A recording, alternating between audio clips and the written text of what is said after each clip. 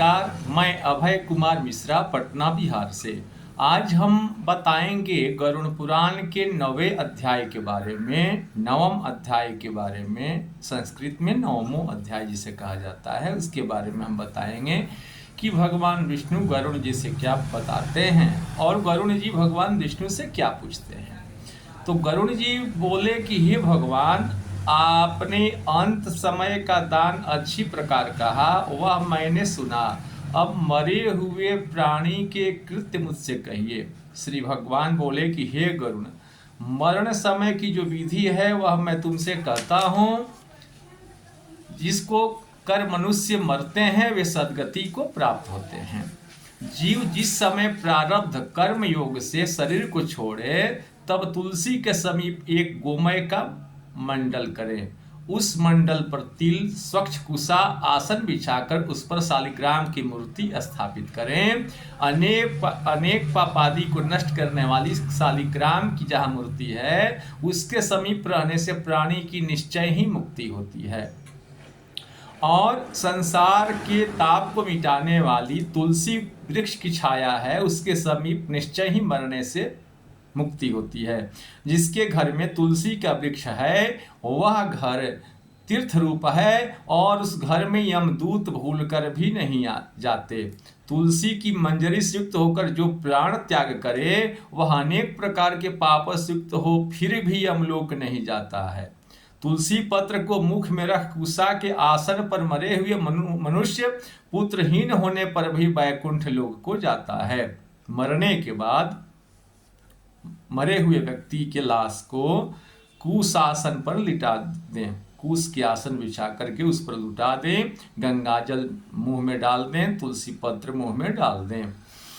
तो तुलसी पत्र को मुख में रख कुशा के आसन पर मरे हुए मनुष्य पुत्रहीन भी अगर है तो भी वैकुंठ धाम को जाता है। 3 प्रकार के तिल होते हैं, दर्भ और तुलसी पत्र हैं। ये सब नरक में जाती हुई प्राणियों को बचाकर सद्गति कराते हैं। 3 चीजें ऐसा है जो पापी प्राणी को भी नरक में जाते हुए रोक करके स्वर्ग भेजता है। एक तिल है, दूसरा जो है कुश है और तीसरा तुलसी पत्र है। ये सब नरक में जाती हुई प्राणियों को बचा करके सद्गति कराते हैं। भगवान कहते हैं कि मेरे पसीने से तिल उत्पन्न हुआ है। भगवान धर्मशास्त्र का कहना है, गरुड़ पुराण का कहना है कि भगवान खुद बोल रहे हैं कि मेरे पसीने से तिल की उत्पत्ति हुई है। इसलिए तिल जगत में पवित्र कारक है।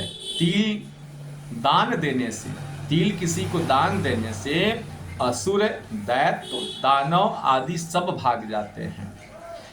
हे गरुड़, ये दर्भ मेरे विभूति हैं, दूभी जो है, कुश जो है भगवान की विभूति हैं और ये मेरे रोम से उत्पन्न हुए हैं। इसलिए भगवान के रोमा से जो है दूभ की और कुश की उत्पत्ति हुई है। इन दर्भों के स्पर्श करने मात्र से प्राणी स्वर्गलोक में चला जाता है। कुश के स्पर्श के मात्र से प्राणी जो है स्वर्गलोक में चला जाता है। कुश के मूल में ब्रह्मा का निवास होता है, कुश के मध्य भाग में भगवान विष्णु का निवास होता है और कुश के अग्र भाग में, पहले भाग में भगवान आदि शंकर देवता रहते हैं। कुशा, अग्नि, मंत्र, तुलसी, ब्राह्मण, धेनु, ये सब बारंबार कार्य में आते हैं किंतु अपवित्र नहीं होते हैं। कुशा, आग, मंत्र, तुलसी पत्रा, विप्र और गाय ये कभी अपवित्र नहीं होते हैं। तो पिंड पर स्थापित दर्भ प्रेत भोजन करने वाले ब्राह्मण, मंत्र, गौ, तुलसी ये तीनों नीच के पास हो तो भी आग्रह है और श्मशान स्थित चिता की अग्नि अपवित्र है। गोमय से लेपन कर उस पर दर्भ बिछा करके मरणानंत कर्म पृथ्वी पर करें। आकाश में मरने वाली की शैया नहीं करें। मंडल पर ब्रह्मा, विष्णु, महेश्वर, अग्नि इत्यादि सब देवता स्थित रहते हैं, इसलिए मंडप अवश्य बनाएं। सब भूमि पवित्र है, पर जहाँ लेप नहीं होता और जहाँ लेप है वे दोनों लेप से ही शुद्ध होता है। लेपन से, पोछा लगाने से ही शुद्धि होती है। खटिया पर बिना गोमय की भूमि पर राक्षस, पिशाच, भूत, यम, प्रेत, दूत प्रवेश करते हैं। घाट पर जहाँ बिना पोछा लगाया हुआ जगह है, जहाँ गोबर नहीं गोमय नहीं लगा हुआ है, उस भूमि पर राक्षस जो हैं, पिशाच, भूत, प्रेत और यमराज के दूत प्रवेश कर जाते हैं। तो मरने पर यदि ऐसी भूमि पर असगति को जाता है, अग्निहोत्र, श्राद्ध, ब्राह्मण भोजन, देव पूजा इत्यादि अंतुकर्म मंडल बिना नहीं करें। अग्नि में हवन, श्राद्ध, ब्राह्मण भोजन, देव पूजा इत्यादि जो अच्छे कर्म हैं उनको बिना शुद्धिकरण किए हुए नहीं करें। भूमि पर गोमय लेपन कर उस पर प्राणी को शयन कराकर मुख में स्वर्ण पंचरत्न गोरख शालिग्राम का पान करें। मुख में जो है सोना डाल दें मरे हुए व्यक्ति के मुख में, नहीं तो पंचरत्न डाल दें, और हो सके तो भगवान शालिग्राम को स्नान करा करके उस स्नान के जल को प्राणी के मुख में डाल दें। जो शालिग्राम का जल बिंदु मात्र पान जो करे, जो वह सब पापों से मुक्त हो वैकुंठ को जाता है। अगर एक बूंद भी अगर किसी के मुंह में शालिग्राम का जल मिल गया, वह व्यक्ति जो है निसंदेह भगवान विष्णु के लोक को जाता है। महापातकों का नाश करने वाले गंगा जल को पान कराने से तीर्थ पर स्नान दान करने का फल होता है। गंगा जल अगर डाल दिया जाए या पिया जाए तो अनेकों तीर्थ स्थान करने का फल मिल जाता है। जो चंद्रायण व्रत 1000 शरीर को पवित्र करने के लिए किया, वे और जो गंगा जल का पान करते हैं वे दोनों एक ही समान है। हे गरुण, जैसे अग्नि से रुई का समूह नष्ट हो जाता है, वैसे गंगा जल पान करने से सब पातक जलकर भस्म हो जाते हैं। जो कोई सूर्य किरणों से तपा हुआ गंगा जल को पीता है, वह सब जोनि से मुक्त हो विष्णु लोक को जाता है।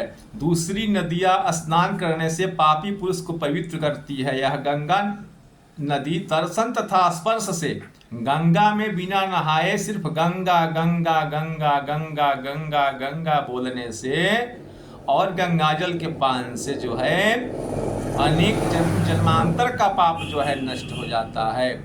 इसलिए गंगाजल संसार का तारक है। प्राणकंठ में आ गया फिर भी गंगा गंगा ऐसा उच्चारण करने वाला मरने के बाद विष्णु लोक को जाता है। अगर अंत समय में भगवान का नाम या गंगा गंगा अगर मन में आ जाए तो निश्चय ही भगवान ईश्वर के लोक को जाता है। भूमि पर जन्म नहीं लेता, दोबारा उसका इस मृत्यु लोक में जन्म नहीं होता है। प्राणी श्रद्धा युक्त होकर के प्राण निकलने के समय गंगा का स्मरण यदि करे तब भी उत्तम गति को प्राप्त हो जाता है। इसलिए गंगा का ध्यान करता हुआ नमस्कार करें। गंगा जल का पान कर कुछ भी श्रीमद् भागवत का श्रवण करने वाला मोक्ष को प्राप्त होता है।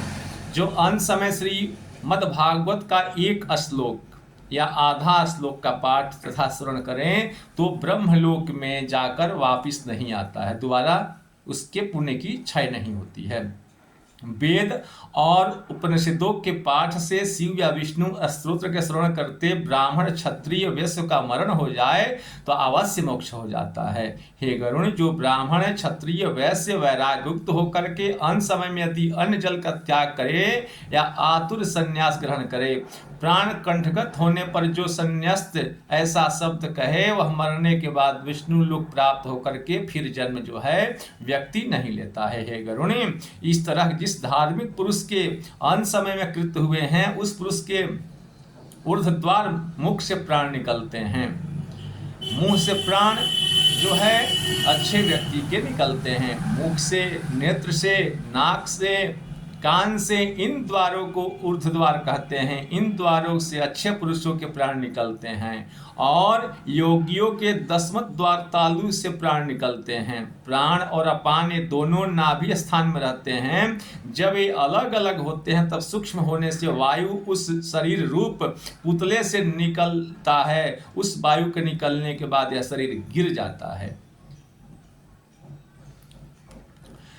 तो प्राण और अपान ये दो जो है नाभि के पास ये दोनों रहते हैं और दोनों जब अंत समय में दोनों अलग अलग हो जाते हैं और सूक्ष्म रूप से हवा के रूप से यह शरीर से निकल जाते हैं। यह इनके निकलने से प्राणी जो है गिर जाता है और जो है लोग बोलते हैं कि यह मर गया।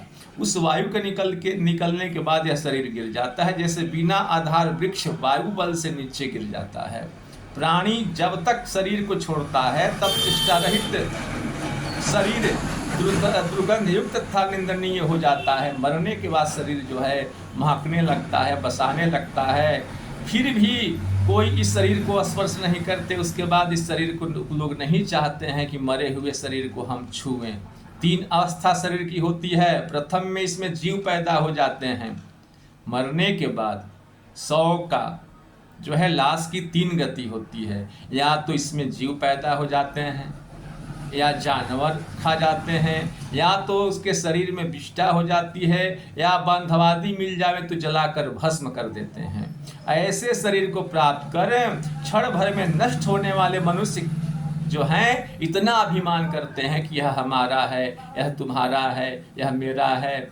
मार काट, चोरी डकैती, बेईमानी, अभिमान, घमंड, इसी में लोग भरे हुए हैं। इस क्षणभंगुर शरीर के चलते कब किसी के साथ क्या हो जाएगा, कब कहाँ कौन मर जाएगा, इसके बारे में जानता तो सब है, लेकिन इसके मनन जो है बहुत कम लोग इस विषय पर करते हैं। और शरीर से पंच महाभूत निकल करके पंच महाभूतों में जो है मिल जाती है। पृथ्वी पृथ्वी में, जल जल में, तेज तेज में, वायु वायु में लीन हो जाते हैं। वैसे ही आकाश आकाश में, और देहादि से जो आत्मा है वह सर्वव्यापी सुखकारक तथा बंधन रहित जगत का साक्षीभूत अजर अमर है।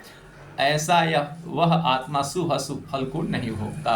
वह आत्मा 10 इंद्रियों से व्याप्त था। शब्द स्पर्श रूप रस गंध काम क्रोधादि से युक्त वह अन्नमय प्राणमय मनोमय विज्ञानमय आनंदमय इन 5 कोशों से व्याप्त है। ऐसे जीवात्म शुभवासना से युक्त होकर अपने काम द्वारा नवीन शरीर में प्रवेश करता है। जैसे घर में आग लगने से मनुष्य नया घर में चला जाता है, ऐसे जीव के निकलने के बाद क्षण छत्र चामर से युक्त होकर सुवर्ण आदि घुंघरू बंधे हुए ऐसे विमान को लेकर के विष्णु के पार्षद आते हैं, दूत आते हैं। वे देवदूत हैं, धर्म शास्त्र को जानने वाले, बुद्धिमान तथा सदा धर्म में श्रेष्ठ कहे जाते हैं। उनको ऐसे विष्णुदूत अपने धार्मिक विमान पर बैठा करके स्वर्गलोक को ले जाते हैं। धार्मिक पुरुष तत्काल देह धारण करके उज्ज्वल वस्त्र पुष्पादि की माला तथा सुवर्ण रत्नों से आभूषण सहित वह महान प्रतापी मनुष्य अंत समय के दान के पुण्य से देवताओं के पूजन योग्य क्षण भर में स्वर्गलोक को जाता है। इसलिए आतुर कर्म जो है अवश्य करें। मरने के बाद जो बताया गया कि तुलसी गंगाजल कुछ जो है सोना ऐसे मुंह में जो है डालना चाहिए। अगले वीडियो में हम बताएंगे गरुड़ पुराण के 10वें अध्याय में कि गरुड़ जी भगवान विष्णु से क्या पूछे हैं और भगवान विष्णु क्या बता रहे हैं। नमस्कार।